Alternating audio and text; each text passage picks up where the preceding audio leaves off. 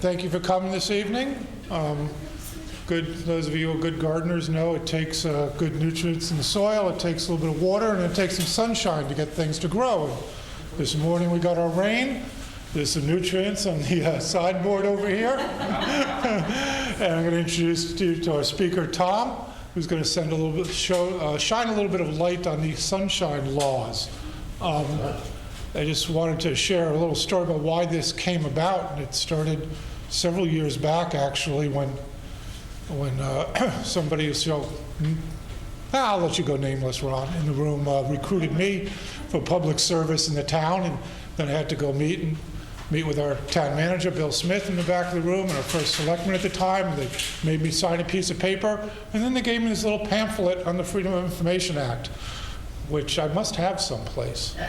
I don't know, but I couldn't know where it is anymore. We'll take care of that. There you go. Good. But one of the primary roles of the town committees, the Republican and Democratic town committees, are to help bring people into public service, recruit, and as part of that, also to help prepare them for service. And for that reason, we thought, from that little piece of paper, the first thing to do to help share with some of the people we've asked to contribute, who are so kind to volunteer to contribute hours to their time, is give them a little bit of professional development. So tonight, I'm going to welcome to Granby Tom Hennick, who is the works for the Freedom of Information Commission. Correct. As the public education officer. 2 out of 2, I'll stop there, and he's going to help us understand both why some of the rules are in place and how to use them to good benefit for Granby. Thank you for inviting me. We do these sessions all over the state and are delighted when people ask us to come out and do it, because that means you're interested in doing things the right way. This law is an important part of what makes our democracy tick, and it's been around for a long time. But a lot of folks who are volunteers in boards and commissions, they don't. Gee, I don't really want to do this FOI stuff, but you kind of have to because it's the law. So the goal tonight is not necessarily to beat you up with freedom of information. It's to try to teach, to try to help you, to answer your questions. I may say this a couple of times. As we go along, if something I say doesn't register or you want to explore it a little bit further, just stop. It's okay to stop, ask the questions on the spot. It actually works better as we go along. That way you don't sort of lose track of what you were going to ask. We'll try to get the question answered and then move on. I always tell people a little bit about myself before we start. You need to know that I'm not an attorney. And I don't know if that's good news or bad news. I don't know. But I share that with you because I'm not going to be able to give you any binding legal opinions. Again, the goal tonight is to try to teach, to try to answer your questions based on my experiences of freedom of information and in other places. But it's not necessarily anything you can take to court. It's just sort of an overview, an idea that will help you make decisions as you go down the road when it comes to FOI. Now, I need to share with you that, again, in the interest of full disclosure, before I joined FOI, I'm in my 14th year at Freedom of Information. I was a journalist. Now, I don't know if that's good news or bad news. I don't know how you feel about journalists. But I share that with you because in that role, I did some things, learned some things about freedom of information that I'm now seeing coming sort of from the other side. I spend a lot of time at FOI answering questions on the phone or answering emails. People call constantly all day, 20 to 30, different towns, different places all over the state. And a lot of times when they ask about a question, I can almost hear myself triggering that question on the other side. So I've got sort of a better rounded view of some folks, how FOI works. Now, the other thing I will share with you, you mentioned that this is sort of a training for people who are on boards. How many of you are actually on boards and commissions? So when you go to different places in town, they throw their arms around you and they thank you for all you do, right? Lavish you with free food and all that stuff. Well, a lot of times when I go out and do this, people say, Tom, you don't get it, we're volunteers. We have real lives during the day, and then we come and we sit in the board meeting, people yell at us and tell us we're stupid and stuff like that. Well, I get that too, because for 10 years I was a member of a board in the town where I live, the last 5 as the chairman. Now, for better or for worse, that's okay. For better or for worse, my board had somebody who knew a little bit about freedom of information, who could sort of guide them.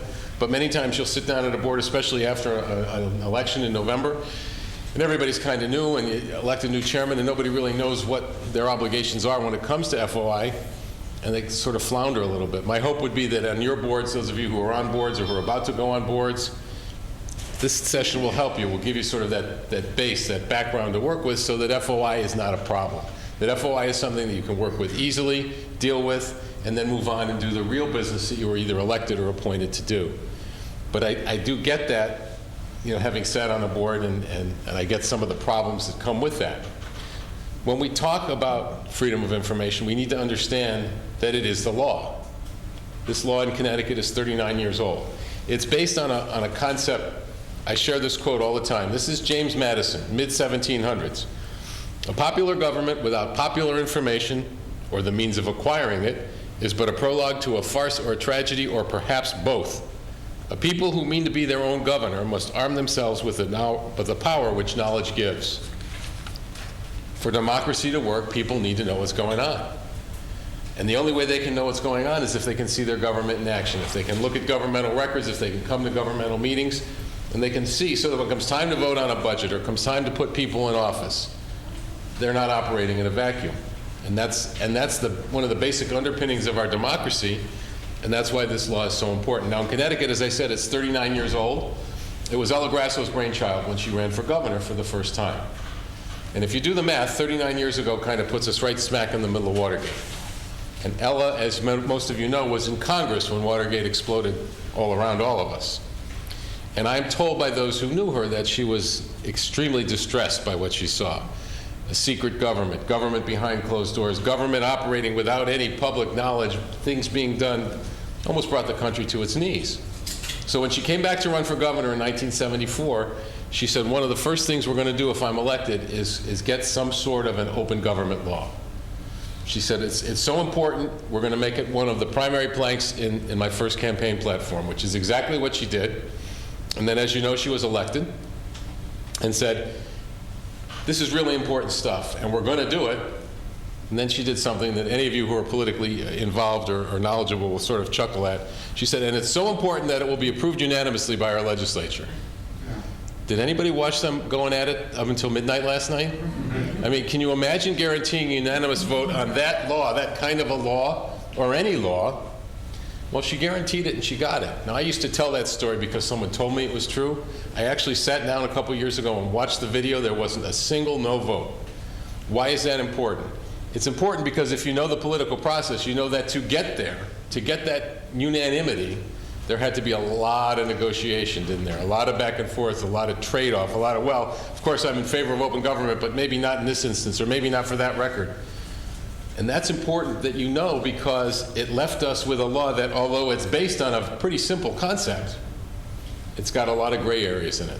It's got a lot of areas where you look at it and you say, what am I supposed to do? Well, I know it's about open government, but I think you're left to make a decision. And those of you who are on boards and commissions, those of you who are in town offices or state offices, you have to make those decisions sometimes on the fly. You have to be able to interpret this law and so it tells you what to do. And that brings us back to why we're here tonight, to give you some tools to work with to make those decisions so that you're not operating in a vacuum, so that you can make the decisions that make the most sense, that back the concept of open government, but also help you follow the law and stay out of harm's way, so that people don't file complaints and say they don't know what they're doing, they're against open government. A lot of the mistakes that people make are innocent mistakes. They're not done intentionally, but you have to know some of the ins and the outs of the law. So that's what we're going to do tonight as we go through this. Now, the law is called freedom of information. Everybody knows that. But it's not really about free information. It's about access to two basic things. It's about access to public meetings and access to public records, and that's what the law guarantees. Although when people see freedom of information, they think it gives them carte blanche to just come in and start firing away questions. The town manager's in the back of the room. People come to your office and start asking you questions and say, under freedom of information, I have a right to know. You need to tell me, Rob. Right? That happens. Technically, you don't have to answer questions. Technically, it's about access to records and access to meetings, but people think it means something else. And if you think it happens a lot on the town level or on the state level, you should see it when they call us. Freedom of information. It's like a neon sign. They think they can call us and ask us anything. They think we are the information kiosk for the state of Connecticut. We get calls on stuff, some of it you wouldn't believe. People have this vision of us sitting in a vault with every record held by every agency, and they call up and they ask us to send stuff. A woman called me a couple weeks ago, true story, and she says to me, I need your help, I need you to send me. And as soon as I hear I need you to send me, I know that they're in the wrong place. And she says, I need you to send me a record of all the gun permits I still have. And I'm thinking, shouldn't she know that? You know? But then I told her that's not what we do. Another little story though, to give you a chuckle. If you're familiar with Hartford, when there's a play of import at the Bushnell, they put flags up on the light poles to tell you what play is coming. And a couple of years ago, Mary Poppins was on the way, and everybody was all excited.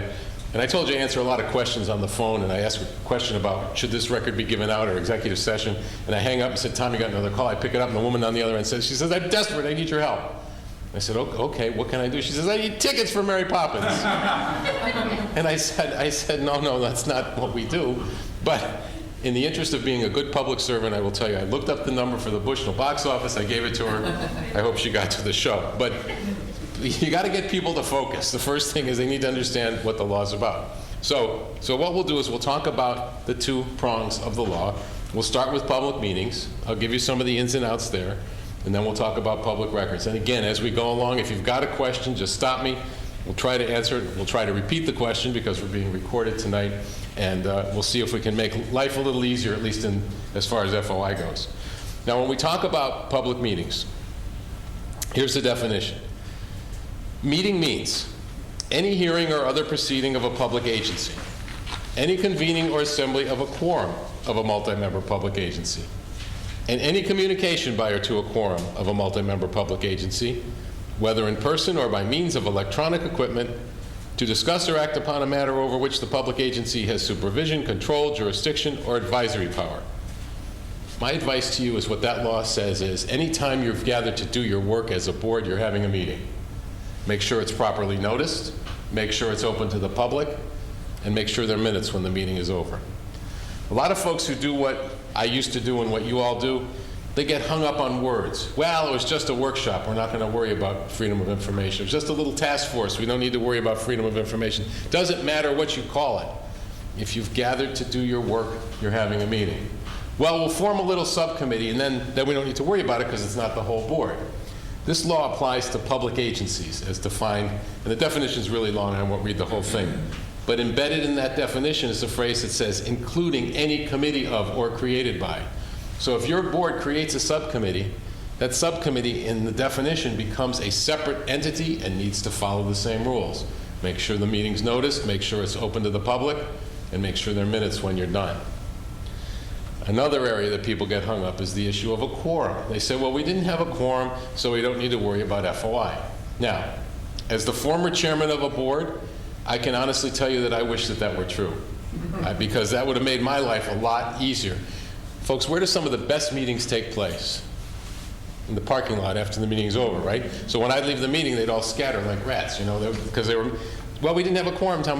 Well, there is a ruling at the appellate court level that says if you do not have a quorum, you don't have a meeting for the purposes of FOI. There is a ruling that says that. There's also a ruling that says if you do not have a quorum, you could still be having a meeting under FOI. You have rulings that are diametrically opposed. At the appellate court level, I call that the dueling ruling syndrome. Well, so then what's the answer? The answer is, even absent a quorum, you could be having a meeting. Interestingly enough, that happened, and the Supreme Court looked at it and said, we got to fix that. And they actually took up a case to try to give us an answer, tell us one way or another which way to go. They heard arguments, and then they said, nah, never mind, we don't want to deal with that. And they let it sit. So we have two rulings that say basically the opposite thing. So when people say, gee, we didn't have a quorum, do we need to worry? And I always say, look, because that ruling is there, even absent a quorum, if you sit down to do your work, I would suggest that you follow the rules. Now, there may be a charter here or bylaws, I'm not sure how you're governed, that says no quorum, you can't meet. I get that, but there are some situations, and especially in some of the smaller towns, where people get frustrated. They can't get enough people to get a quorum, they can't get their work going. They say, the heck with it, we're just going to sit down, we're going to do some work. If that happens, if that's the situation that arises, follow the rules, make sure you followed FOI, and then FOI won't be an issue going forward in something like that. The law talks to us about three kinds of meetings. It talks to us about the regular meeting, the special meeting, and the emergency meeting. A regular meeting is a meeting that you have per a schedule that you submit to the town clerk by the end of January of every year. It says we meet on the first and third Tuesday, the second and fourth Wednesday, 7 o'clock, town hall meeting room. That's your regular meeting schedule. The special meeting is a meeting that you have when you're not scheduled to meet, but you need to. Happens a lot during budget season. I don't know where you are in your process, but there are a lot of budget special workshops and reviews and things like that. The difference between the two isn't all that great. For both of them, you need to produce an agenda or a notice, the terms are somewhat interchangeable, at least 24 hours before the meeting. And that document says when you're going to meet, where you're going to meet, and what you're going to talk about. Anybody here responsible for agendas? Do we have any agenda makers here? Well, poor unfortunate soul. Just remember that you want to be as specific as possible so that the public is fairly apprised as to what you're going to do. So you have that agenda, that notice. It goes to the town clerk's office. It goes in your board's office if your board has one, at least 24 hours before the meeting. And then for a special meeting, it's also required that that notice be put on your website if you have one that's up and running. Now, I'm going to give you a little side story on the websites. Back in 2008, at then Governor Rell's suggestion, or her people's suggestion, legislature passed a law that said agendas, minutes, notices, all those things have to go on everybody's websites. And then a lot of the smaller communities sort of got upset. They said, look, we can't do that. We don't have the personnel. We don't have the infrastructure. We don't have the technology skills. But they left the law in place. And some, and by the way, this was not an FOI initiative, but it was sort of like, here, hold this. We had to sort of try to help people through it. So folks struggled with it and figured out ways to get it on the agenda and try to get it up on time and on the websites. And then after a couple of years of listening to people complain, the legislature peeled it back and left the only requirement for a municipality, that special meeting notice. That's the only legal requirement. Now, what's interesting is that in the interim, a lot of towns worked at it and tried to figure out a way to do it and reached a point where they were doing it pretty successfully, getting those agendas up in time, getting those minutes up in time. And they found that, you know what? It was a lot better. The more information they had on the websites, the happier people were. They were getting fewer calls, fewer drop-ins, because it was all right there on the website. It's sort of changing the way we get our information. So my advice is, if you've done a lot of work on that, and I did take a quick look at your website, and you've got a lot of stuff on there, don't say, okay, no, we don't have to do it, and start pulling it back. Keep doing it, but understand that your only legal requirement under this law is that special meeting notice.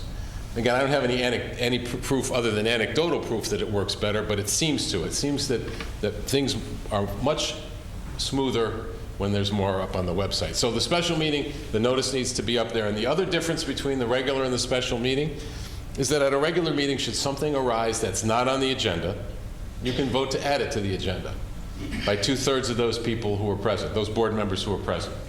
At a special meeting, you cannot. So when you submit that special meeting notice, you want to make sure that everything you think you're going to talk about is on there, and understand that once that 24-hour window closes, you can't talk about anything that's not on that notice.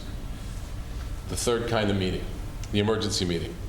Emergency meeting is a meeting that I always discourage boards and commissions from using. It's an unnoticed meeting. And the legislature, when it put this in there, said, we want the bar to be really high. We don't want there to be a lot of unnoticed meetings. We want the public to have notice of meetings of boards and commissions. There's a couple problems with emergency meetings. Now, I know that the people of Granby get along very well. There's not a lot of political infighting. You don't fight with each other, so this isn't really a problem for you. When you meet without notice, what happens? What are they doing? What are they hiding? Why didn't they notice it? Why didn't they tell us? Even if it's a genuine emergency. But from a practical standpoint, other than touching off all sorts of whisper campaigns, what happens with an emergency meeting is that the bar is so high that a lot of people think something's an emergency and it's not. And you have to understand that you don't want to go down that road. Every Tuesday after Martin Luther King's birthday, every Tuesday after Martin Luther, I will get a call from one clerk somewhere in the state. And the conversation will go something like this. Hey, Tom, our regular meeting is tonight, Tuesday night. And I always notice the Tuesday meetings on Monday. I forgot that we were closed yesterday, so that makes tonight an emergency, right?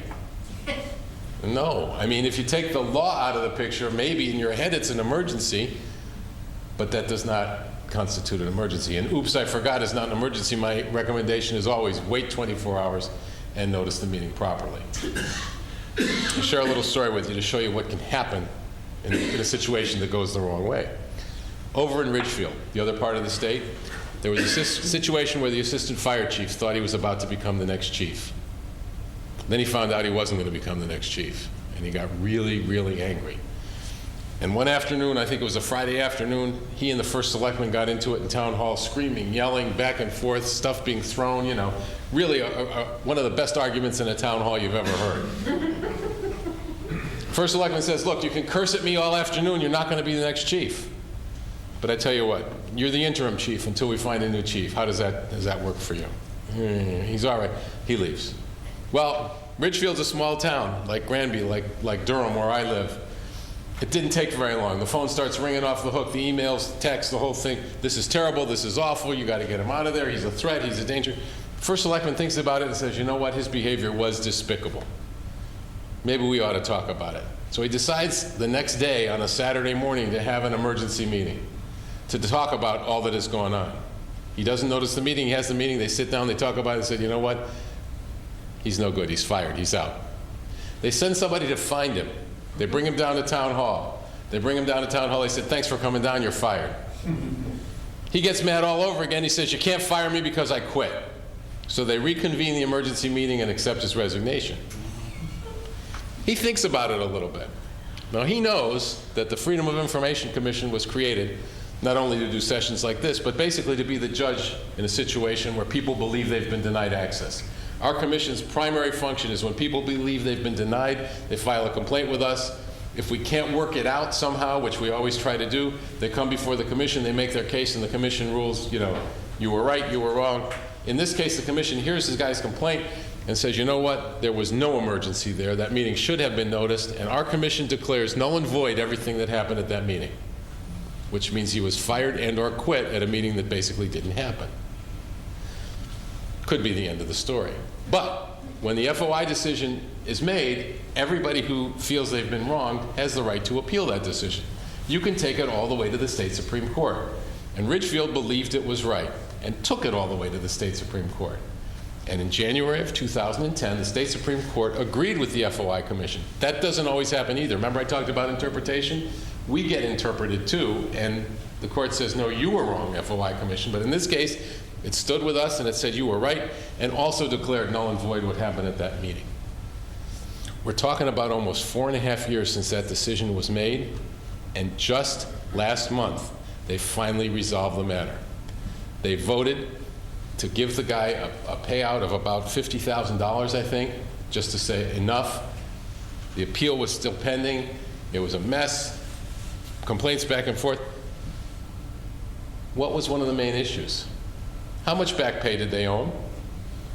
They were fighting about it for 4.5 years. There was a rumor going around that I don't know if it's true or not, that someone who should have been covered by his medical benefits had a medical issue, didn't get the benefits. He was looking for the, you know, it's just a mess. They could have noticed the meeting and none of that would have happened. Now, just as a PS, I thought that this issue had been long resolved, but I did one of these last December and somebody's in the front row laughing and smiling because they knew the whole thing. Said, it's not resolved yet.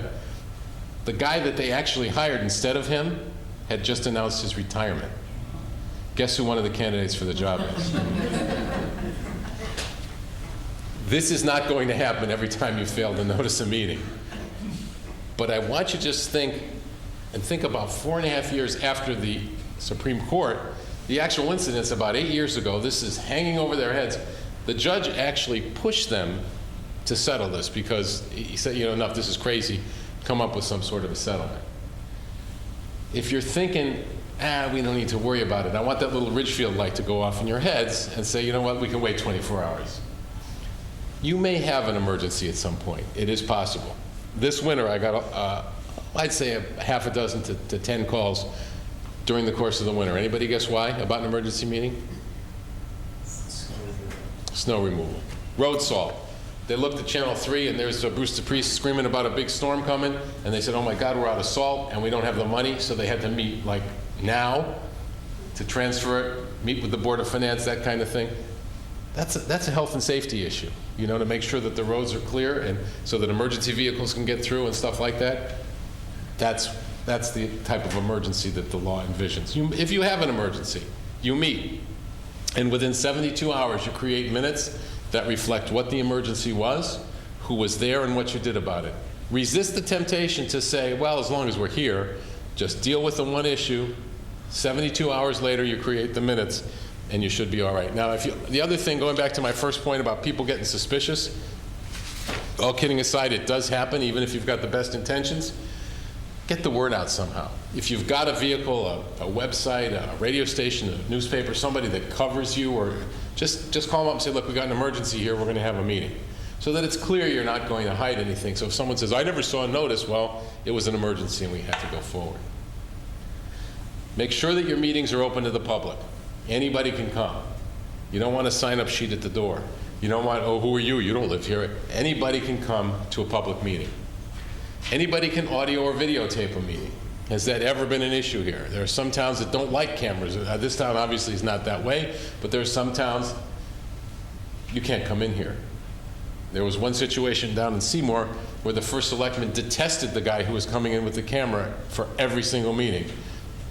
He tried to set up rules. Now, the law says that a board can set up parameters for where the cameras go and where the microphones go so that you can run an orderly meeting. The law wants you to be able to do your business correctly, easily, but his parameters were basically, okay, Frank, there's the hall. Take the camera and put it down the hallway there. Well, Frank knows the law, knew enough about the law. He filed a complaint. The first selectman was told no and fined $500. In addition to the null and void penalty, the other strong penalty that the board has, our commission has, is the ability to fine individuals who make particularly egregious errors, shall we say, anywhere from $20 to $1,000. And in that instance, the commission felt that he was clearly trying to get Frank out of his hair. You know, Frank had the right to record. So if you are going to set parameters, make sure they're fair and make sure they're reasonable. I don't think that's a problem here, the way you're set up. A lot of people believe that this law guarantees everyone the right to speak at a public meeting. Remember that it does not. It only gives people the right to attend.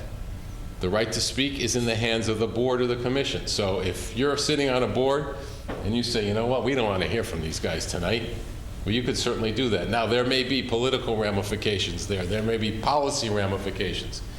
But freedom of information does not dictate who speaks or when they speak. That's in your hands. Again, particularly helpful at budget time, you have a time limit. We want to hear from everybody, but we're just not going to have time if everybody goes on and on, so we're going to set a strict 3-minute limit. You say what you have to do in 3 minutes. We're not being rude.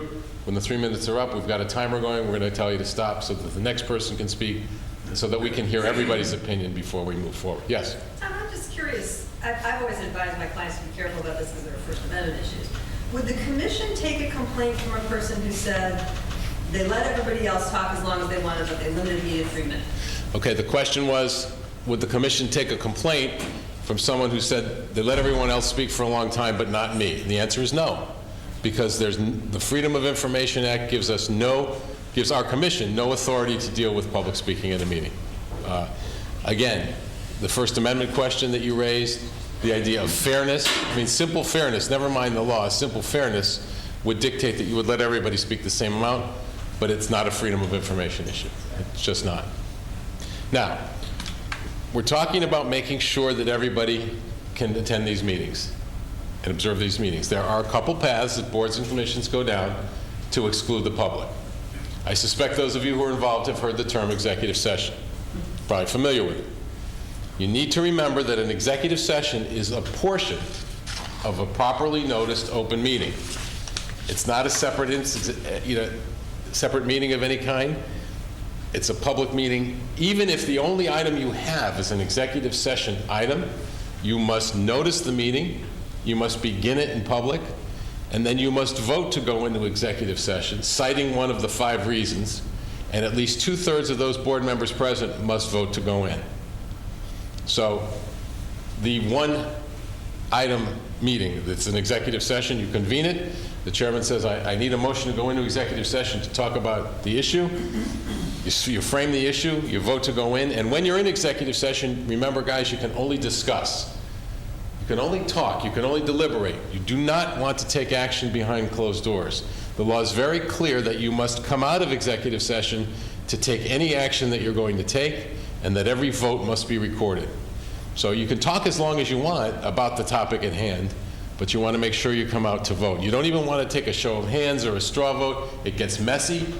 It might put you in a bad situation. You know, well, we could get away with it because nobody's in the room. Yeah, I've heard that before. But what happens is you come out and say, okay, I need a vote, and someone will say, well, what do we need to vote for? We just voted, you know, and then it sets a whole thing. You really just, no action behind closed doors is the best way to look at it. The 5 reasons for an executive session, stated broadly: a personnel matter, pending claims or pending litigation, a security matter, the sale or lease or purchase of property. You're a board that's looking to buy land, you're going to build a new school, and you're looking all over town to build a new school, and you're negotiating with different landowners. You wouldn't have to do that publicly, because talking about it publicly might negatively impact the deal.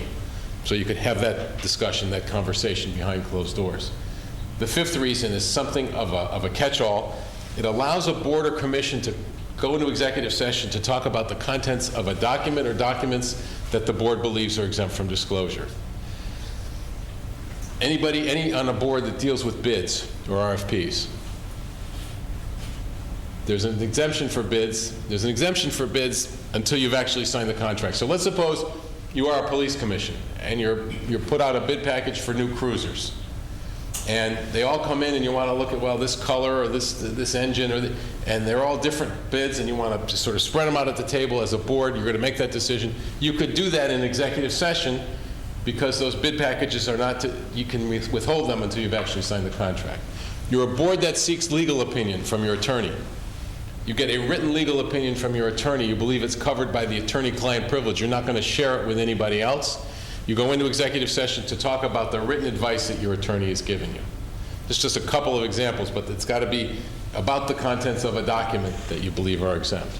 I want to wind it back to the other 3, which need a little more explanation. The personnel executive session. Remember, first of all, that you can't just go into executive session for personnel. Your agenda should say more than that. Your motion should say more than that.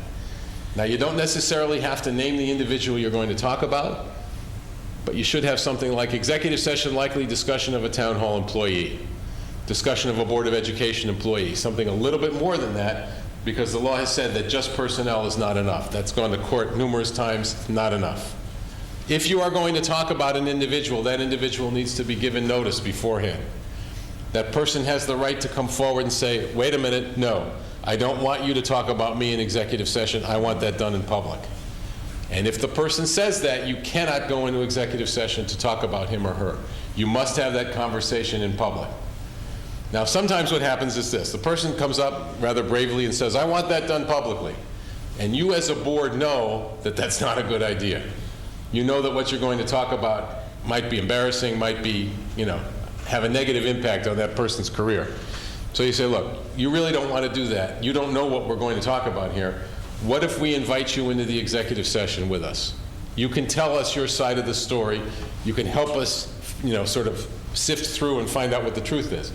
That's okay, because the law allows the board to invite in anyone it needs to give evidence, to give testimony, to help the board deliberate. Here's a key factor, though. You invite a person in, or people in, one at a time. They come in, they tell you what you need to know, then they need to leave. Because you've gone into executive session, you've excluded everybody else. You don't want to let them sit in there while you're deliberating. So you gather all the information you need, and when you're done with that, it should just be the board members in the room. Yes? So Tom, and that's for any of the 4 categories. I mean, if it's real estate, that person speaks and then he's to leave or she's to leave. The question was, can you invite anybody in for any of the 5 categories? The answer is yes. You need someone's expertise. Now, the reality check here is you need it's a legal case, and you need your attorney in the room. You have one question, then you might want to talk a little bit. It would be sort of impractical to let the attorney yo-yo in and out of the room. That's kind of silly. A Board of Education with a superintendent, a police commission with a chief, within reason, they can stay in the room. I'm just talking about people coming in, like, for instance, let's suppose you're going over those bids. It's a bid situation. You want to bring in one of the bidders. You want to quiz the bidder on some of the bid alternates or things like that in the package. But then when you're done gathering that information, that person should leave the room because you don't need them. You don't need them in the room anymore. The executive session for pending claims and pending litigation. One other thing, when you talk about the personnel executive session, a lot of times if you're in that mode, people will just assume the personnel, the person who's being discussed, you're going to talk about me, I got to be in the room. I mean, there's just that natural inclination to say, of course I get to be in the room. Understand that once that is waived, once you waive that public airing, it's entirely up to the board whether the person's invited in or not. There is no obligation to invite the person in. Pending claims and pending litigation is pretty much what it might sound like. You've been sued. There's a letter of intent to sue. There's a claim. There's a grievance, something like that. You can go in to talk about your strategy, how you're going to deal with it. It's a little bit broader in that it also allows a board or commission to go into executive session to talk about taking legal action. You are a board that's about to take action against somebody because the town has been wronged. You want to deal with that. You can go into executive session to talk about how you're going to strategize, how you're going to take action. Obviously, you wouldn't want to do that in public. You might tip somebody off, and you just wouldn't have to do that. The security executive session. Frankly, it's one that never came up, but sadly, it's one that's come up a lot since Sandy Hook. Boards of education going into executive session to talk about security measures that they're going to take in their schools. It's pretty broad. It says you can talk about matters concerning security strategy or the deployment of security personnel or devices affecting public security. Where are you going to put the cameras? Where are the guards going to go? Things like that. That's clearly something that would be allowed in executive session. And we talked about the property and we talked about the different documents. Again, all of those, you need to vote to go in, only deliberate behind closed doors, and then come out and take any action you're going to take. Yes? I couldn't keep up with you on one point. You talked about that there was no obligation for to invite in the person at issue on the personnel matter. But if that person can, then they would just demand to be public. In other words, That's correct. If they were doing an executive session, the person should just say, well, sorry, I don't want you to do this publicly. The question is there any obligation to invite the person in? And that would seem intuitively that would make sense, but there is no obligation to do that. The person's only leverage, only right, is to demand that the discussion be held publicly. And once that is waived, then it's up to the board whether or not the person comes in. So maybe the discussion goes something like this: well, I'd like to be in the room, and the board says, we don't want you in the room. Then the person says, well, then we're going to do it in public. Right. And then the board could only say, I guess we're not going to talk about it. The board can only pass on the item. That's correct. That's correct. So, Tom, Yes. I just want to make sure I fully understand this.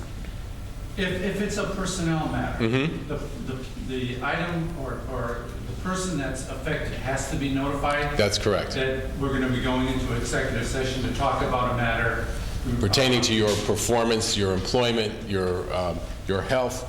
Let's see. The question was, well, the person needs to be notified. If you were going to talk about the appointment, employment, performance, evaluation, health, or dismissal of a public officer or employee, a lot of times, by the way, that public officer, there's a rogue board member. That would apply there too. The board goes into executive session to talk about the performance of one of its own. That's lovely too when that happens, by the way. But that happens as well.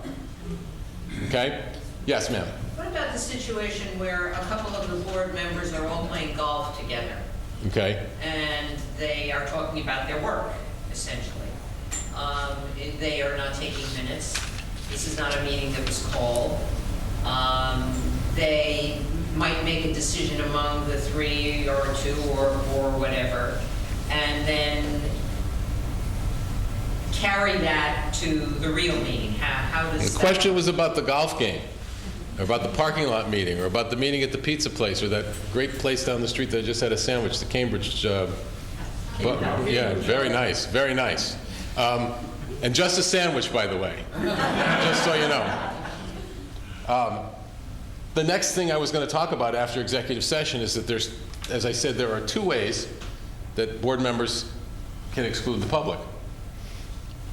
One of them is the executive session. It's pretty well laid out. The other one is one of those things that leaves me banging my head against the wall as I try to explain it. And I want you to just hold that thought, because what you asked is going to be covered in this right away.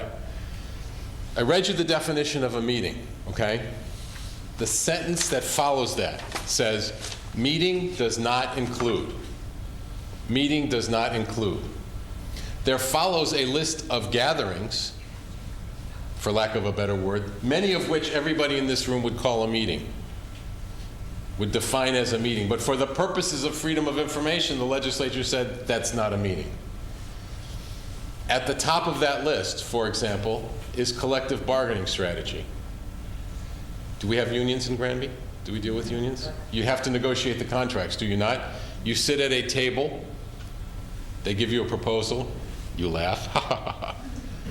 You draw up a counter proposal, you give it to them, they laugh, ha ha ha ha. You're at the table all night long, back and forth, back and forth, back and forth. Is that not a meeting? What else would you call that?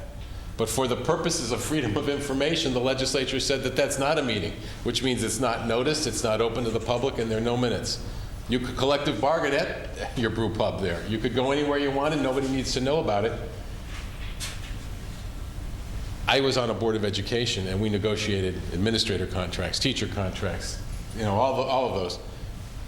4 hours, 5 hours, sitting there all night long, and then you go home, and where were you?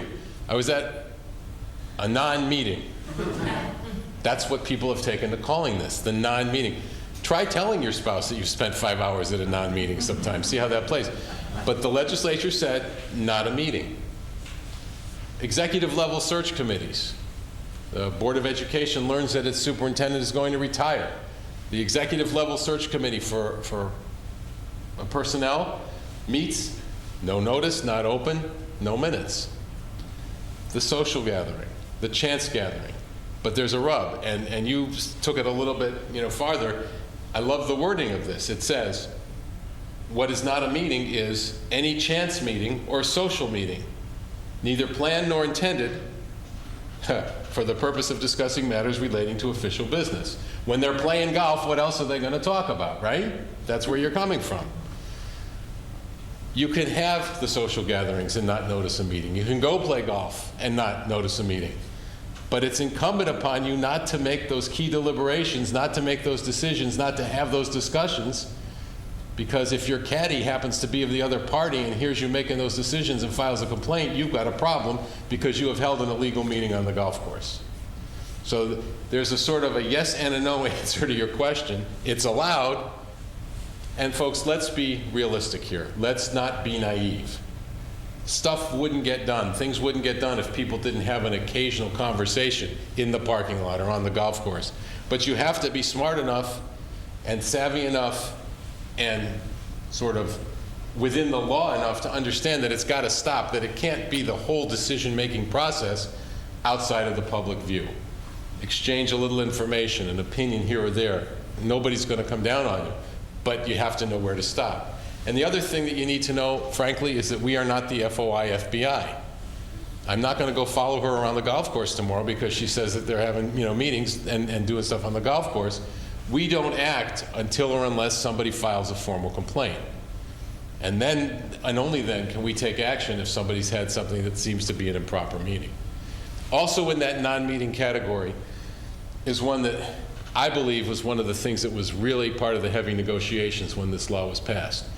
The law says that members of the same board and the same party can caucus, can talk about whatever they want, wherever they want, whenever they want. So if your golf players are 4 members of a 9-member board and they're all of the same party, there's no violation at all. Now try justifying that. Try putting that next to the idea of everything being open and acceptable. It doesn't mesh. I believe that this was a huge compromise that a lot of people didn't want, but had to be put in order to get that unanimous vote. In fact, if you talk to people who were around back then, they point to the caucus as one of the single areas where there was a problem. But remember, it's only same board, same party. A lot of people get into trouble when they say, well, we were having a caucus and then we had the town road foreman come in to talk to us. Once that happens, you're not in caucus mode anymore, folks.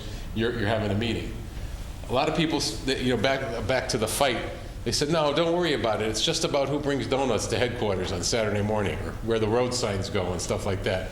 But it's clearly morphed into more than that. And you really need to understand that it's, in some ways, flies against the concept of open and accessible government. Yeah. Tom, just say a few words generally about what the commission looks to as appropriate specificity for agenda items. Appropriate specificity. Well, you've got items like old business and new business and other business and things like that. You can put them on an agenda, but for a regular meeting, understand that's the only place they can go, and you still have to bring up a specific item. Executive session personnel is not enough. You need to have more. You want to have enough information on there so that a person can pick up the agenda and say, that's something I need to go listen to. Executive session, or never mind executive session, discussion, various budgets. That's not really enough. If you know you're going to talk about the road budget and the school budget, then you put it on there. You want to give the people as much as possible. And some of these vague agendas really don't fly. And sometimes they're written in a vague fashion so that people won't come. And I've seen boards get into trouble for that. Yes, ma'am. Why was it so, I'd like to hear you say why it was so important that the state legislature passed this bill unanimously. Why? You just said how this business about the caucus, a big bone of contention, a lot of people didn't like it, yet. Why was it important that it passed unanimously? Because Governor Grasso wanted it. Why did she feel that? I'm afraid I never had the ability to ask her that question. They felt that a unanimous, you got to remember the times. You have to remember the times back then and think back to how afraid we all were of government sort of operating behind closed doors and behind that black veil of secrecy. The idea was to open it up as much as possible. And I think the feeling amongst those who supported this law was that it needed to be passed unanimously to send a message to everybody who was involved in government that we were going to be open and we were going to be accessible. And that's really the best answer I have for that. Thank you. Okay? Yes, ma'am. Do I understand you to say that if 2 members of a commission make a site visit, that's a meeting? If 2 members of a commission make a site visit, is it a meeting? Yes. It should be noticed, and you should make sure that you have, the minutes can be members A and B made a site visit, period, that's all. But you bring up an interesting question, this comes up a lot. Site walks. Do we have to notice site walks? The answer is yes. They're meetings just like anything else. Sometimes you'll run into a situation where the property owner won't want anybody but board members on the property. You have to very gently remind this person that it's got to be because it's a public meeting, and if not, you can't walk the property.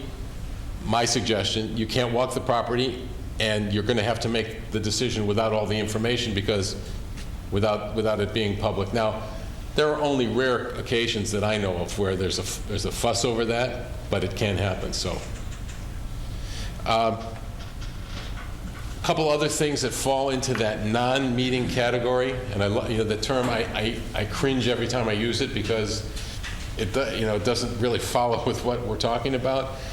If you're going to have discussions about the agenda, if you're going to have a conversation about what's going to be on the agenda, what's not going to be on the agenda, that falls into that category.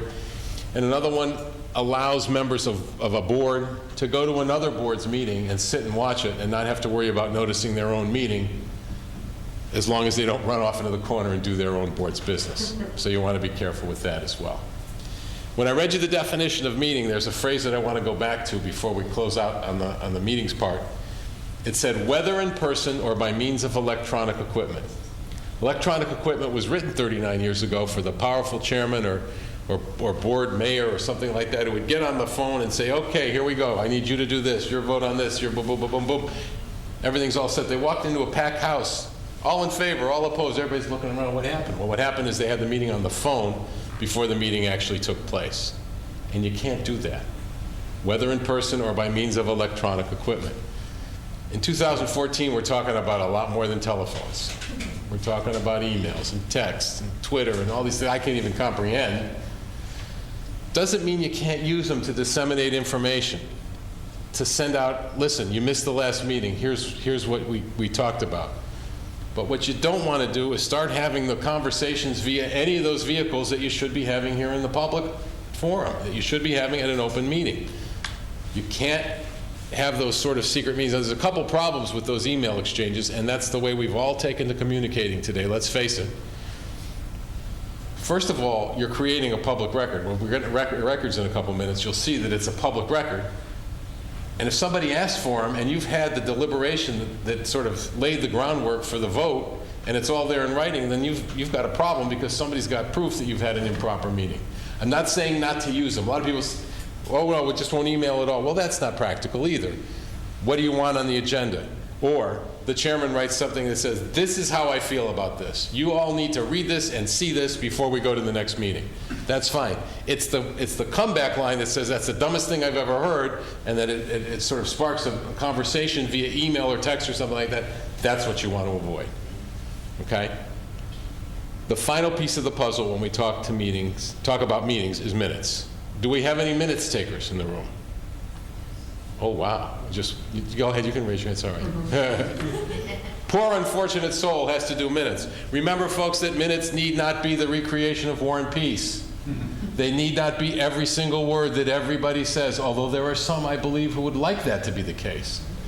Technically, the only requirement for minutes is a record of who votes for what or for whom. That's the only technical requirement for minutes. But clearly, you're creating the historical record. You're putting more into the minutes than that. But how much more is really in your hands? It's not dictated by the person in the audience who says, I want every word I said in the minutes. You want to, because if you think about all that you have to do when you're the minutes person with the subcommittees and all this, you want to be brief, you want to be concise, and have a strong record of the votes so that somebody can pick it up in 5 days, 5 weeks, 5 years, and say, okay, I know what they did. I understand what they did. But there is not a requirement to, create that great American novel every time you do minutes. The minutes need to be available within 7 days. Now, a lot of people say, well, wait a minute, we don't vote on the minutes before that. They're not approved yet. The law says you must have minutes within 7 days. If you're uncomfortable with that, I suggest putting something on there, to be voted on at the next meeting. Revisions possible, something like that, so that it's clear that it's not perhaps the approved version, but it's the minutes that you have after 7 days.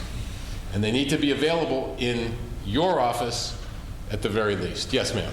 Is that an exclusion from the, in draft form, things are not FOIable? No, the minutes, you want to put draft on them, that's fine, but they still clearly need to be available within 7 days. So it is an exclusion from the Yeah, and it's not really a draft. People say, well, it's a draft, so we don't have to. It's minutes. The minutes need to be available within 7 days, and if you want to call it a draft for the purposes of, perhaps not releasing them, you can't do that. The minutes need to be available within 7 days. Any other questions about minutes or anything on meetings that we didn't cover before we slide over to the records provisions? Yes, sir. Recording of the vote. Is there a yardstick to go by to what is recorded? The question was, what needs to be recorded? It needs to be clear who voted for what or for whom. Now, my recommendation is to put at the beginning of the minutes, members, Joan Smith, blah, blah, were here. So if it's unanimous, you don't have to list every name every time. But you get a situation where it's 4-2. The vote was 4-2 with Jones and Smith opposed, so that it's very clear who voted for what or for whom. Yes, sir. Who would be responsible for making sure the minutes are available in 7 days? Who is responsible for making sure the minutes are available? It's up to the board. It's up to the board secretary, the board chairman, or something like that. I mean, if there is a complaint that they are not in, it goes against the board. Now, in many towns, the town clerk takes on this burden almost by default.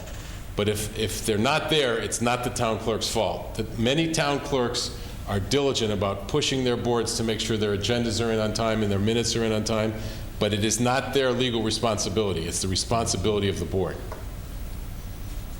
Yes, sir. How soon would the minutes then have to be published on the town website? Okay. The question was minutes on website. It's not required on the website. So when you put them up there is in your hands. They just need to be available within 7 days.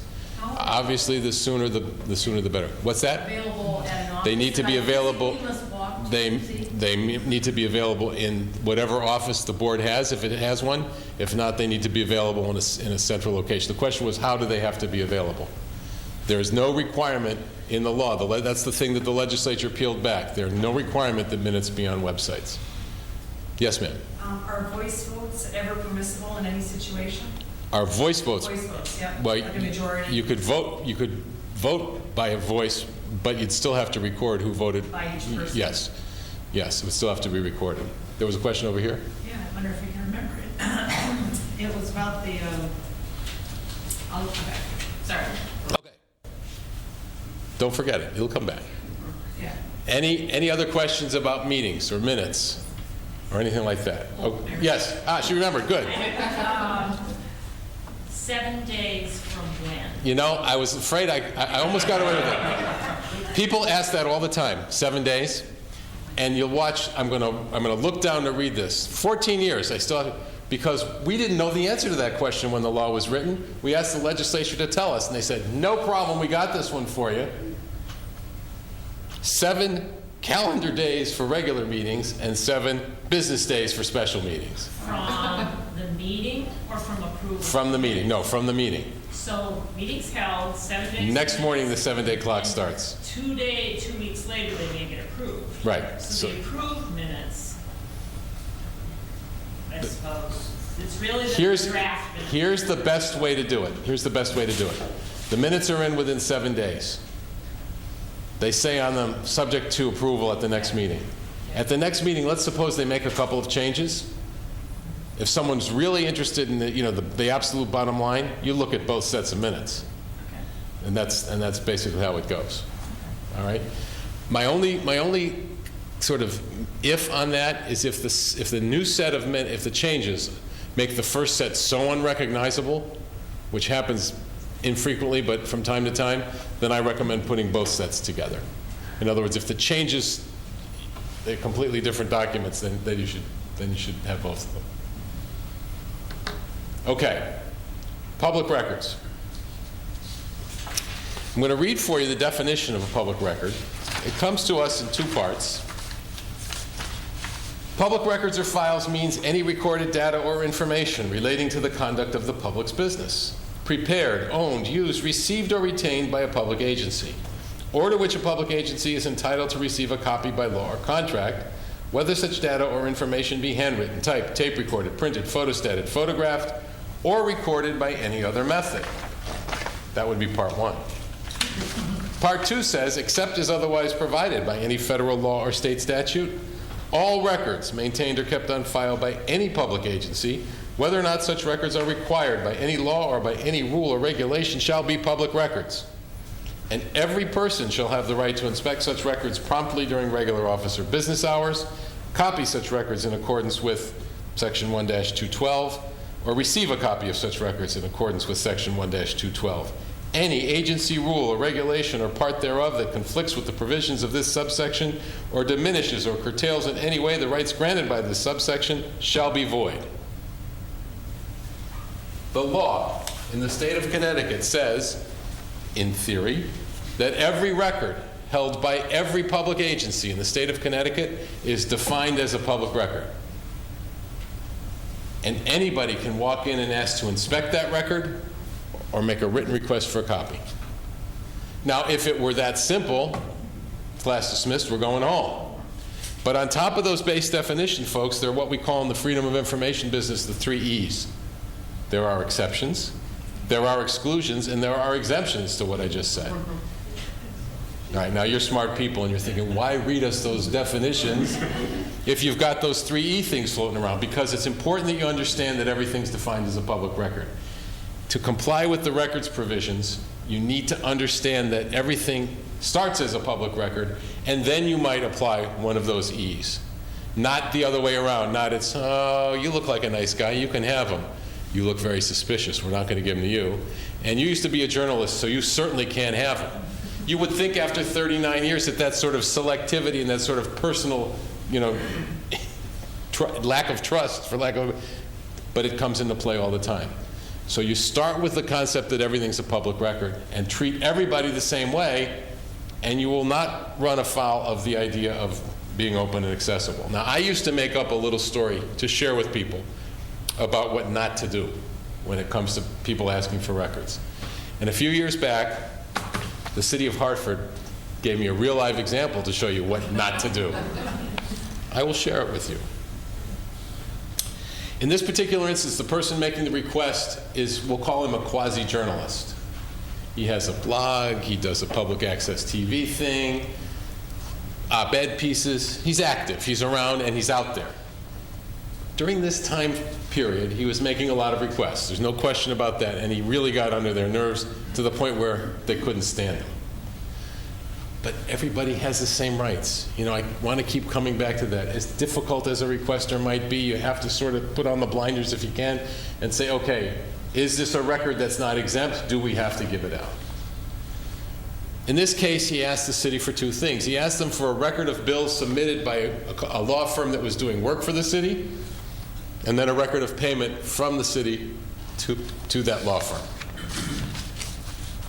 Corporation Counsel's Office in Hartford, the lawyer responsible for FOI, responds and says, I have your FOI request and will coordinate the response. Such documentation as is allowed or required by law will be provided. Now, folks, if you ever get a request for records under FOI, that's what you need to do. The law says you need to respond to any request within 4 business days. If you don't respond within 4 business days, the law says that you've denied that person access and they can file a complaint with the FOI Commission. So at the very least, file a complaint, give her an answer within 4 days. So why is this a good story?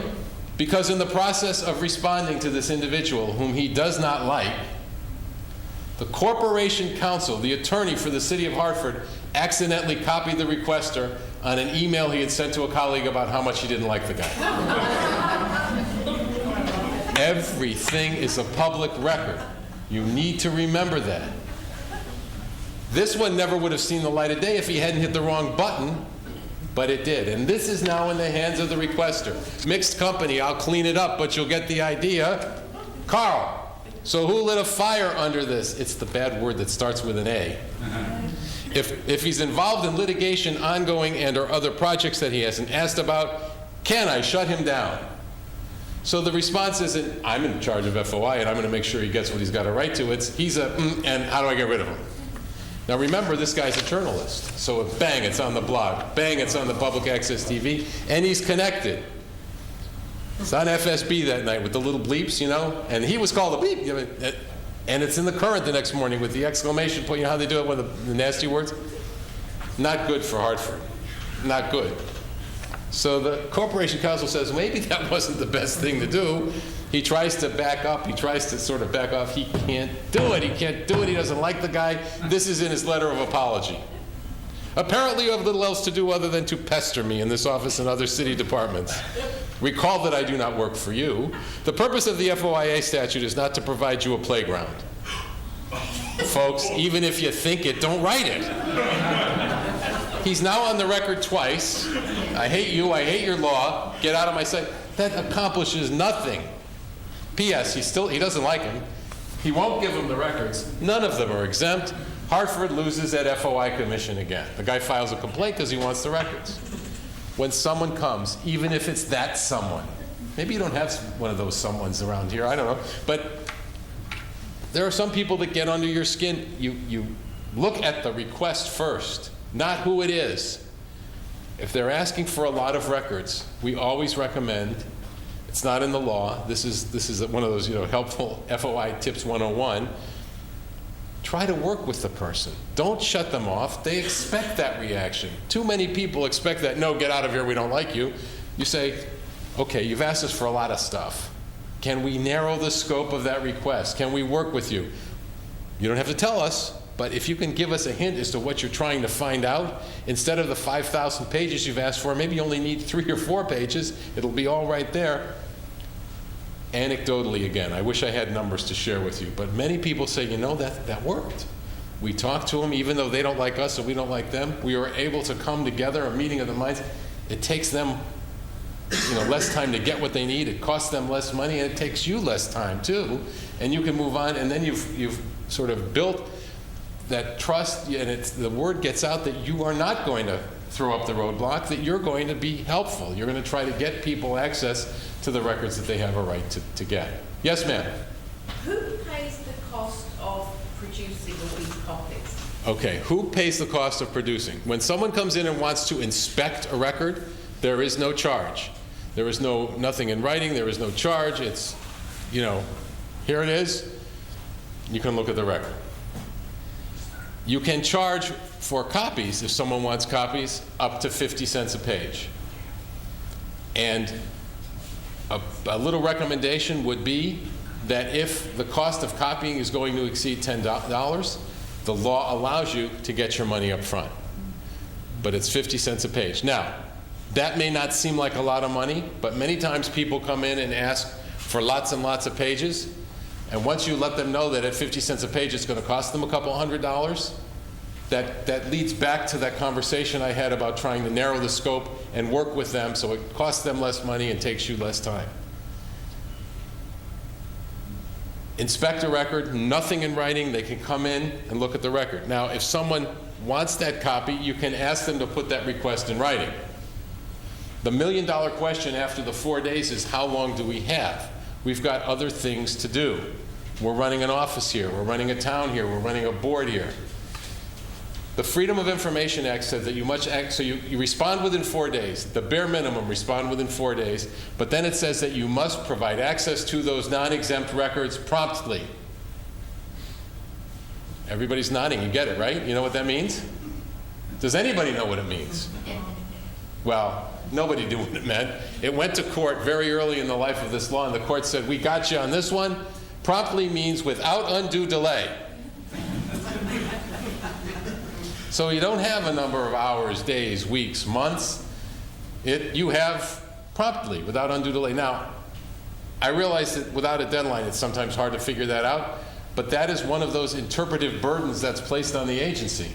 Only you know where the records are. Only you know how much they need to be reviewed in case there's information in them that shouldn't be released. Only you know who's on vacation in the office where the records are kept and how long it's going to take to compile them. Only you know what season it is. You put all of that, you factor all of that into your response as to how long it's going to take to produce the records. Promptly, without undue delay, but folks, those of you who are in offices, who are in boards, it does not mean that you shut everything down to do it. There are people, and lucky you if you haven't dealt with them, who come in and say, I want it and I want it now, and FOI says I have a right to have it now. And that's not what the law says. Now, promptly could mean 30 seconds if we're talking about a stack of agendas that's sitting on a desk. You don't wait 4 days. 4 days is, sort of like that bare minimum if you've got to look for something. Promptly could be right away, but it does not guarantee that immediacy. It guarantees prompt access. So you want to weigh it all and give a reasonable, rational, okay, this is how long we think it's going to take, and if you're prepared to explain that, should they file a complaint and saying you didn't do it fast enough, you will always be fine. It shouldn't be a problem. Yes? In terms of defending a promptness complaint against somebody who's filed a voluminous request, what I've sometimes heard from some of you and your colleagues is, well, give them parts of it. Give them parts of it, right. So, yeah, that part's really going to take a long time. It's on those old-fashioned computer sheets that have to be ripped open and all that. But if they've asked for all the emails on this day between these two people, at least give them that right away. If you've got a situation where you're dealing with a voluminous request, that was basically the question. Hey, is it recommended to give it to them piecemeal? That can work. That's a good suggestion because that way they know you're doing something. The first thing, of course, would be to try to get them to narrow. But there are times, folks, I wish I could tell you that pleasant conversation that I just described worked all the time. It doesn't always. So if you're left, without the ability to deal with that, and you need to get them everything, you say, okay, I understand you want it all, but it's going to take some time. And they say, can you give it to me bit by bit? That at least shows that you're making the effort, and you're not just sort of putting it in the back burner completely and totally. So partial, bit by bit would also be a good way to do it. Yes. Remember that if somebody wants to inspect a record, it means just that. It doesn't mean you have to give it to them and let them walk out of the building with it. Yes, sir. before we move too far off Yeah. that, if someone should come in and want to inspect a record, is there a time frame involved with that as well? It's the same thing. It's prompt access. The question was time frame for inspecting a record. It's the same thing. What I was going to say is, you have a right to make sure that record is kept safe. So if you want to sit with that person while they inspect that record, you can do that. And if you've only got a half an hour today and they got to come back for another hour tomorrow, that's the way it is. The same concept of interpreting promptness falls into the inspection. A lot of times, this happens a lot with police departments. People will walk in and, I want it now. Well, maybe you can't get it now. Maybe you have to have a reasonable compromise that says, look, we're up to here right now, come back this afternoon. And you want to inspect it, and we're going to have somebody sit with you because we can't let you walk out with it. I mean, those are all things that you get to factor in. There are some times that people want to come in and do, just sit for hours and go over things over and over. Well, that's fine, but what hours and when is up to you, because you have an office to run and you have a town to run. Yes, sir. Would inspection include taking a photograph of the record? Would inspection include taking a photograph? Well, there is a piece of the law that says that you are allowed to use a handheld scanner on a record that you're inspecting. The public agency can charge you $20 every time you use that handheld scanner. Right. Now, what constitutes a handheld scanner is very specifically defined in the law. Unfortunately, once that law was passed, within the last 10 years, the technology changed almost immediately, which is my way of saying I haven't really answered your question yet, because today the phones have the cameras, right? And people call and ask that very question all the time. And my answer is this: look, that hasn't been adjudicated. Clearly, the law does not say cameras in phones, but the law also, when it talks about the handheld scanners, says without being endangering the record. In a lot of ways, the phone camera is less intrusive than the wand, right? So my advice when people ask, what should we do, is I say, look, why don't you come up with a compromise? This is not in the law, but my suggestion is say, we're allowed to charge you $20 for a handheld scanner. I'm going to view your phone as a handheld scanner. You give me the $20, you shoot to your heart's content. If they don't want to do that, if they're not willing to give you the $20, then my advice is, okay, the law is pretty clear, handheld scanner only, and then somewhere along the way, somebody's going to be a test case. Because, there are not a lot of things that are specific in this law, as specific as that, I should say, but the handheld scanner is clearly defined, and that went to court. Now, the dispute was over a guy who brought in a portable flatbed scanner, but the court, in its decision, said, and it's specific to the handheld scanner. So that's the best answer I can give you on that. Remember that you don't need to create a record that doesn't exist. A lot of times people will walk into an office or a board and say, I want you to give me a report on, and you don't have one. Not required to create it. And hand in hand with that goes the concept that you don't have to do research, really. Now, that gets a little fuzzy, but in my mind, research means if you have to analyze something, if you have to figure out whether or not it belongs, whether it really is a part of the request, then you don't have to do it. Yes, ma'am. That $20 fee, would that be per, say there was one request and they can see you for a half hour today, 3 hours tomorrow, the next day, is it per event? The question was, is it $20 per event? The answer is yes. Wow. Yes. Now, again, there's a situation where you want to be reasonable. If you only have a half an hour, I would recommend, well, you come back tomorrow, we're not going to charge you again. I mean, you want to have a reasonable amount of time. Yes, sir. There seemed to be a misconception about the 50 cents Yeah. per page for copies, that it's a mandate from the state that the towns or government agencies have to charge 50 Right. cents. There's no mandate. Is the 50 cents a mandate? No, it is not. It is you are allowed to charge 50 cents a page. If you choose not to, that's entirely up to you. And there's also language here that says under certain people. Get it for free. Get it for free. Can you There's a piece in the statute that says that certain people can get the records for free. One of them is people who are indigent. Now, the town should have some sort of a standard for what constitutes indigent. In other words, no money or very little money. And in that case, you can get the records for free. An elected member of a board or an appointed member of a board who's looking after the records for his or her work on that board should get the records for free. There's another piece in there, and if I'll read it to you precisely if I can find it quickly, that really doesn't, it's kind of open-ended, but it says that you can waive the fee if, in its judgment, compliance with the applicant's request benefits the general welfare. The key words there are "in its judgment." So you go in and you say, listen, this is going to benefit the general welfare, but if the agency says no, there's no real place to go as far as the complaint goes. Yes? Sort of a similar question that I had when we were talking about meetings. Would the FOI take a complaint from someone who says they gave it to him for free, but they made me pay 50 cents? The FOI take a complaint, they gave it to him for free, but they made me pay. That, I believe, would be the case, because then you're talking about an inequity in the fees. So I think that would be something that we would look at, yes. Yes, sir. Is there any obligation to give the information in electronic format? Example being emails? Question about format. The law says that you should provide it in the format requested when reasonable or when practical. So, for example, someone asks for a ton of emails, but you need to review them first because there may be some things in there like social security numbers that you're not going to give out.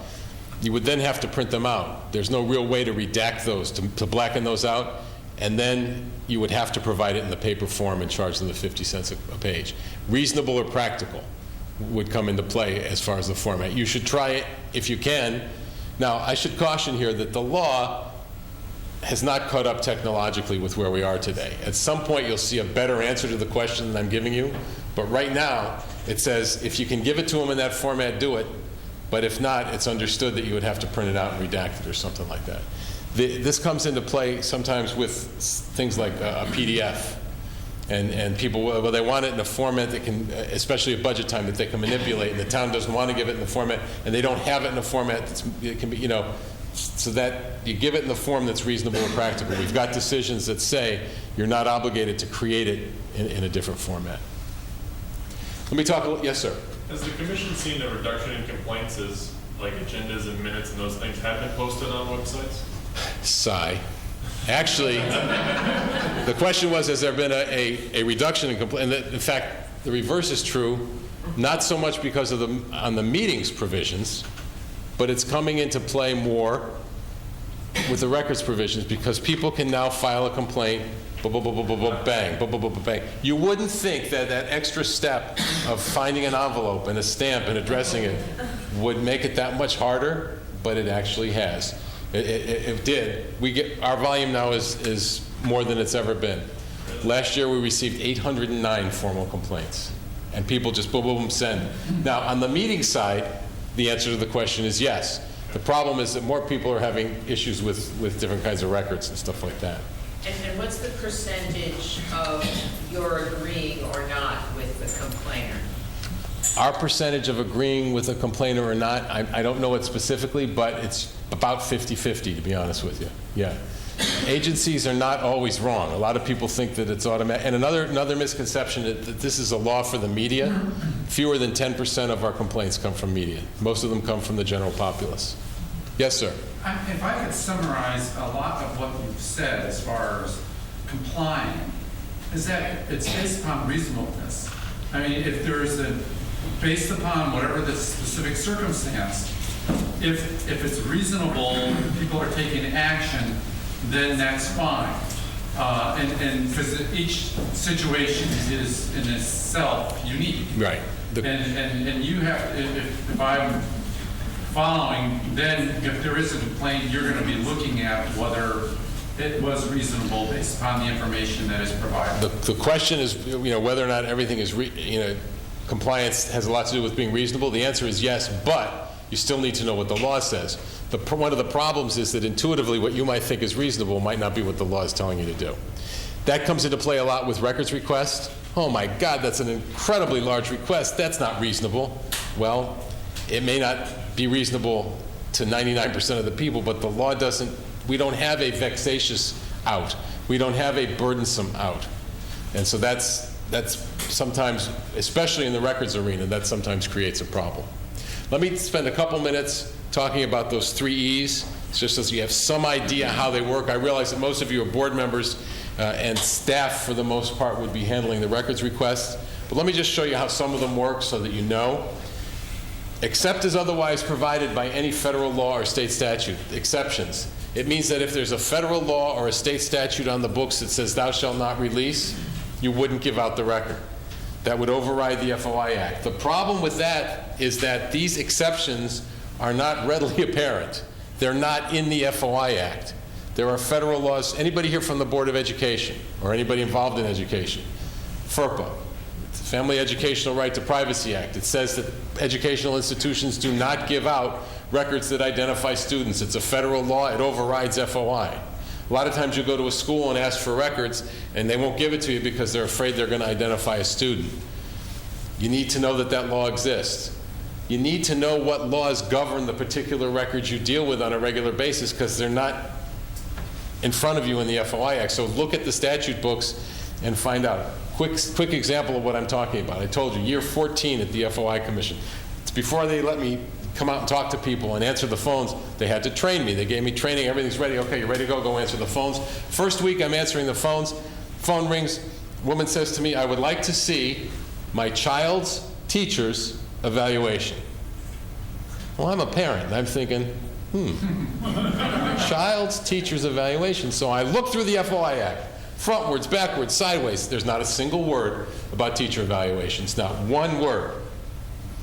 So I said, I think you can have it. So fortunately, somebody heard me give the answer. Calls me over.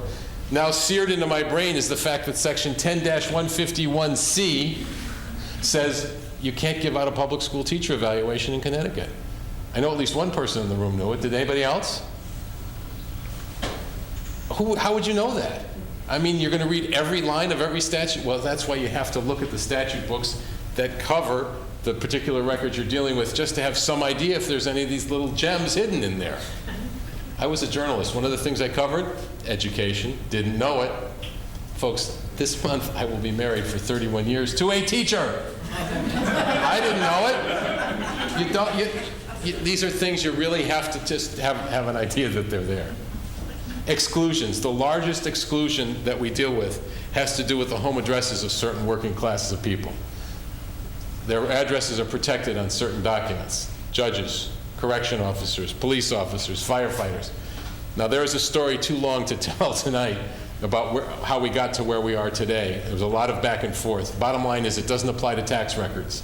It doesn't apply to grand lists. It doesn't apply to land records. And the onus is on the person who is in one of those classes to come to you or come to your office and say, I have a badge. Do not give out my home address. And even then, it has to be in a situation where someone asks for the record that has the police officer's home address on it. My simple advice is, if you've got a situation where you're a board and one of your members is a judge and someone wants the roster, redact the home address of the judge before the roster is given out. This was done a long time ago and well-intentioned, but the reality today, folks, is you don't really go to town hall to find out addresses or things like that anymore. All you have to do is Google somebody or Dogpile or something like that. It's still in the books, but you still have to be careful. You had a question? Yes, Tom, I was a former state employee for a state agency that, well, I won't mention here, but in any event, my business email address was published in that state agency and available to the public. Right. But in the town of Granby, no employees' business email addresses are on the website. I was told by the town clerk that's because they get too much junk mail. Okay. And it just seems limiting for... Again, that's a choice that the town has made. We would say that if you had that list, you would give it out. But if they've chosen not to collect it and give it out and put it on the site, then that's a different story. Email addresses are another question. Again, the law is not where we are today with technology. Is an email address a home address? I mean, that's business address. It's just it's still evolving. As far as what's in that particular instance, I believe the town has just chosen not to post them. So, but if the town has that list of business, I would argue that you should be able to go into town hall and get it if they have a list of those addresses. The final of the 3 E's, the exemptions, are in Section 1-210 of the FOI Act. There are 27 exemptions listed in 210. They sometimes evolve, they sometimes change. What makes the exemptions different from the first 2 categories that we talked about, the exemptions are what are called permissive. The first 2 say the agency shall not release. The exemptions are may not release. So you have to determine whether or not the record falls into one of those categories, and then you have to determine whether or not you think you're going to give it out anyway, because the public might better be served by the release of those records. In that wide scope, in those categories, personnel records that if released would be an invasion of privacy. The police, law enforcement records are in there. Records that might have trade secrets. Records, we talked about bids and RFPs, we talked about attorney-client privilege. Records created as part of a negotiation, either of a lawsuit or collective bargaining. All of those exemptions are in there.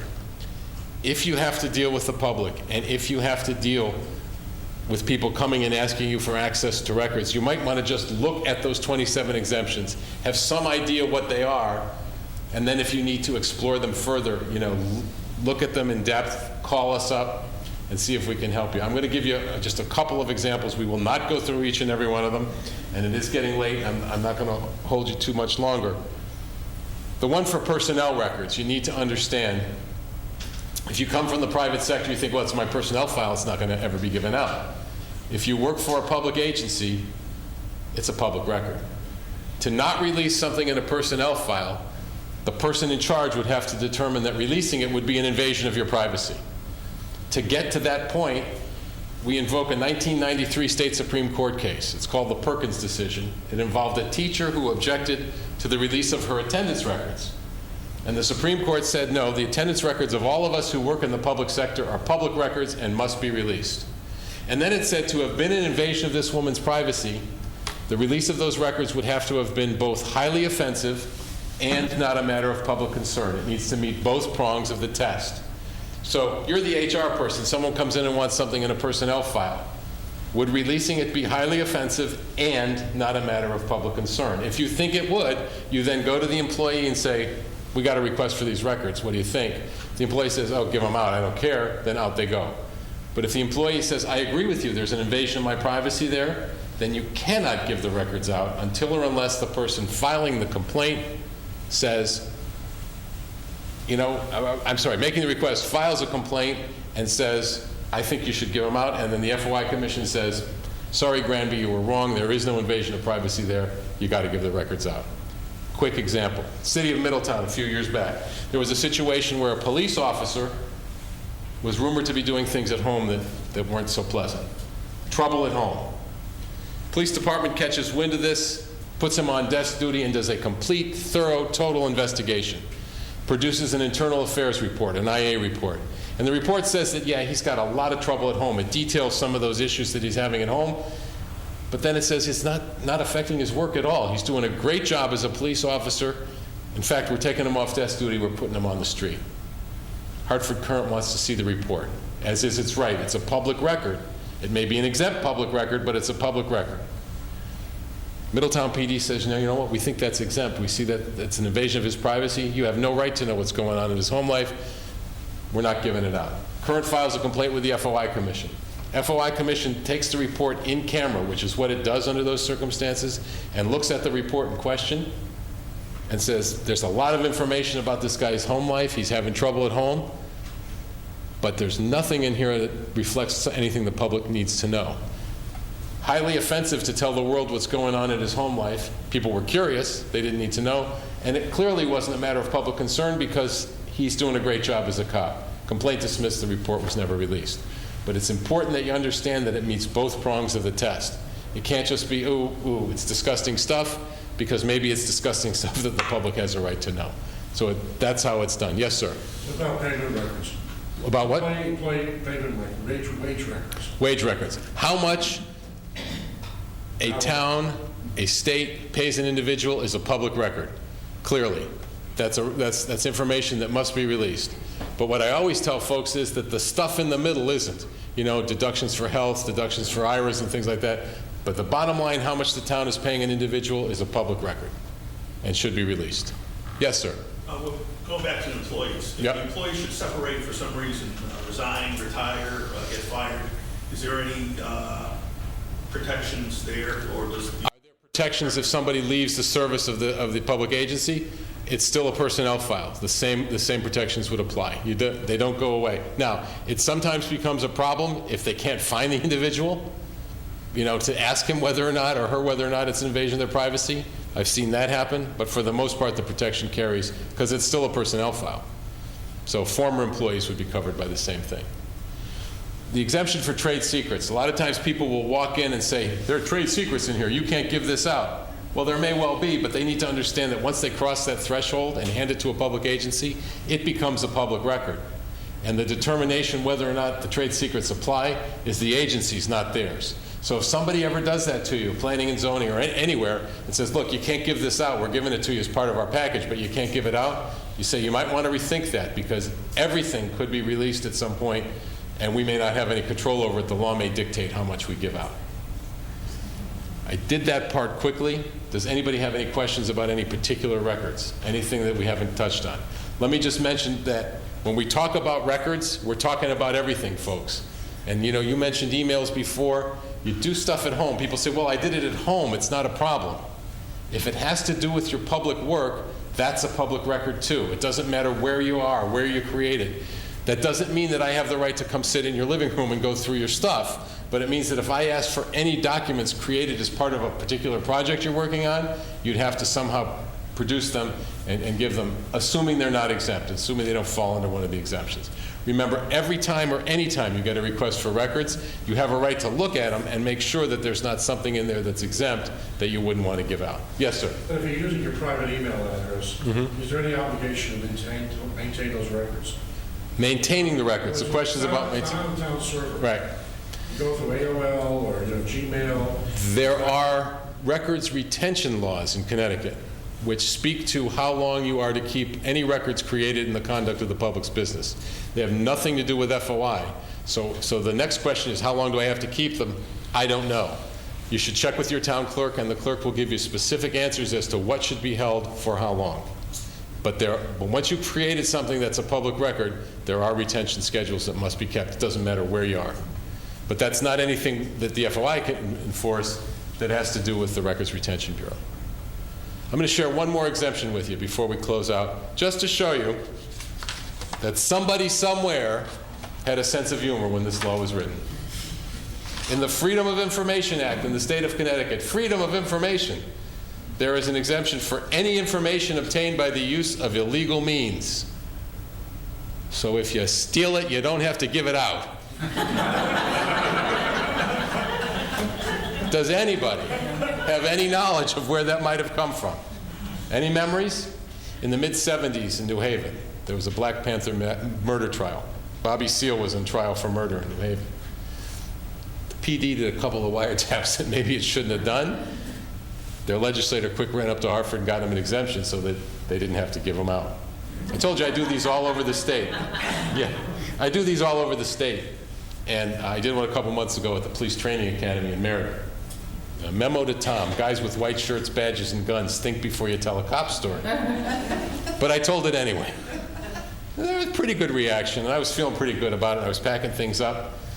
The guy comes up like this with his head down, and he says, "Thanks for personalizing the presentation." I said, "What?" He said, "I did those wiretaps." What was I going to tell him? You know, you got your own exemption.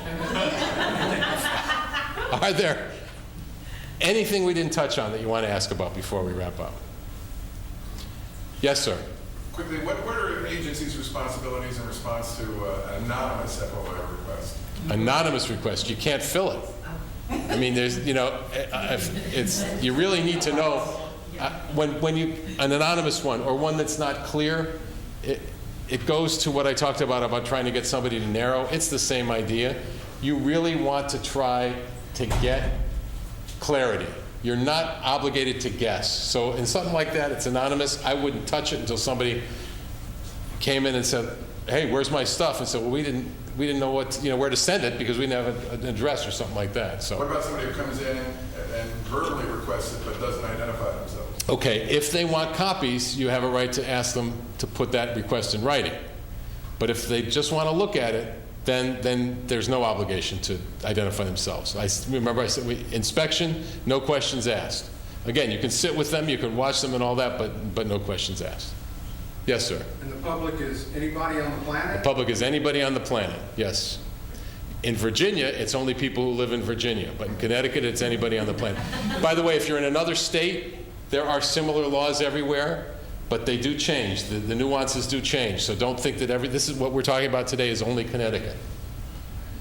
Okay, we've been here for 90 minutes. You now know everything there is to know about freedom of information.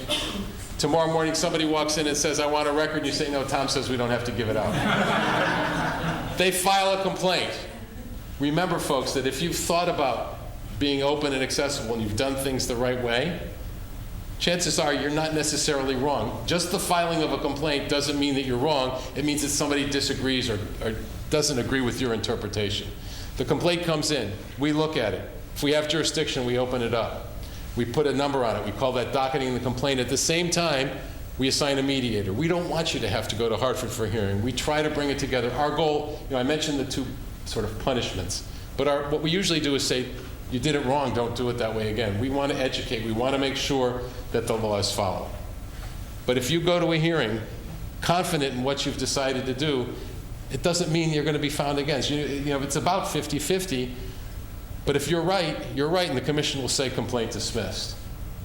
If you have questions about freedom of information, I spend most of my day on the phone. No question is stupid. Call and ask first. We will be happy to try to give you an answer. It's not an answer you have to use. Put it in your thought process, and you'll be okay.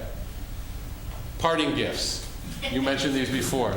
This is what I call the Freedom of Information American Express card. Don't leave home without it.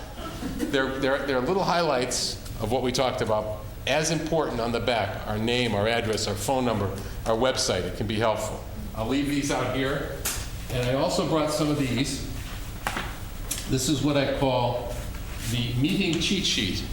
It is a grid that talks about how to notice, when to notice, minutes, things like that. This can be helpful as well. Okay? Thanks. Thank you.